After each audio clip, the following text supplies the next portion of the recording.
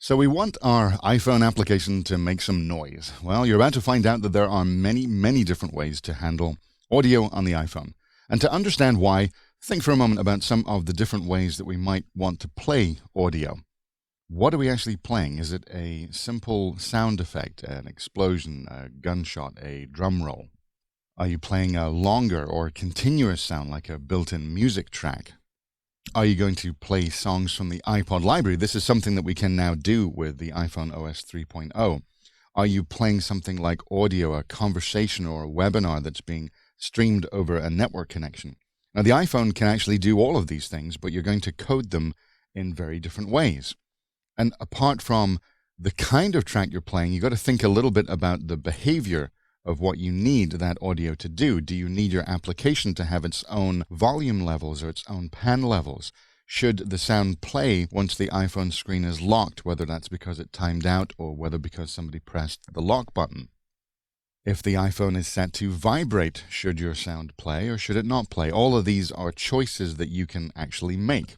But regardless of the behavior of the audio and regardless of what kind of audio you're playing, one of the common questions is, what can the iPhone itself actually play? Well, it's really most of the most common audio formats that you'd expect. It can play MP3s. It can play AAC, the typical kind of tune that you get from iTunes. Now, both of these are expecting no digital rights management, no DRM. It can do Apple lossless.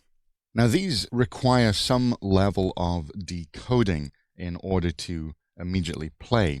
They're not straight PCM files, which means there's some kind of compression going on. But luckily in the iPhone, there is actually hardware decoding that is built in to help with this, although it can only decode one stream at a time. So for example, if you're trying to overlay multiple tracks of MP3s, you'll get the hardware helping you out with one of them, and then the rest will be hitting your software. You can play uncompressed PCM, CAF, and AIF files, and IMA4 PCM, which has some slight compression on that. These files will put less of a hit on your application, but they're going to be bigger to store, so it's a trade-off that you're going to do. And there are also a few more unusual formats like ILBC and MuLaw and ALaw, which are good for things like speech. Check the documentation on the iPhone Dev Center if you have a particular format that you're looking for. The recommended best practice from Apple is that if you have small amounts of audio, use uncompressed PCM in a CAF file.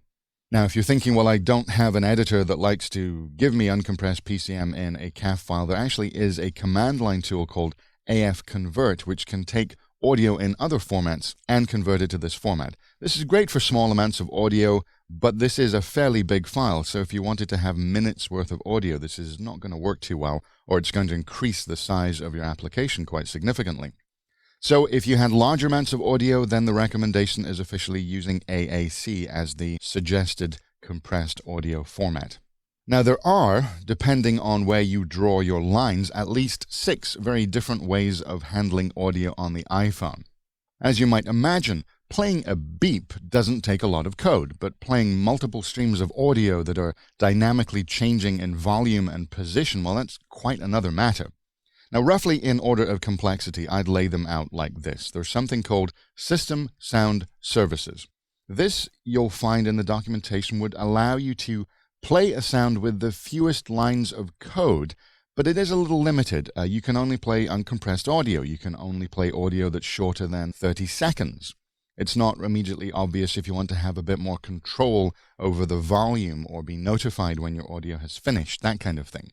So a little bit more complex, but not much, is the AV Foundation framework. It gives you something called the AV Audio Player, which is, again, very simple to set up. We'll just take a few lines of code, but does have delegate methods so it can call you back when it's finished playing, for example.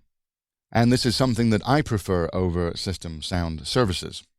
There is a media player framework, and this you can use if you want to play things like songs and audiobooks from the iPod library. We can now do this. Didn't used to be able to do this, but we can now. Now, beyond these first 3, we then hit the more complex frameworks. There's an Audio Toolbox framework, which gives you support for streaming audio, has things like queuing built in. Now, technically, System Sound Services, which is the first one I mentioned, is actually part of the Audio Toolbox framework, but it feels very different. Typically, when we're talking about system sound services, it's the real easy, very simple way of playing, whereas the Audio Toolbox framework has things like audio cue services, which is a lot more complex to write.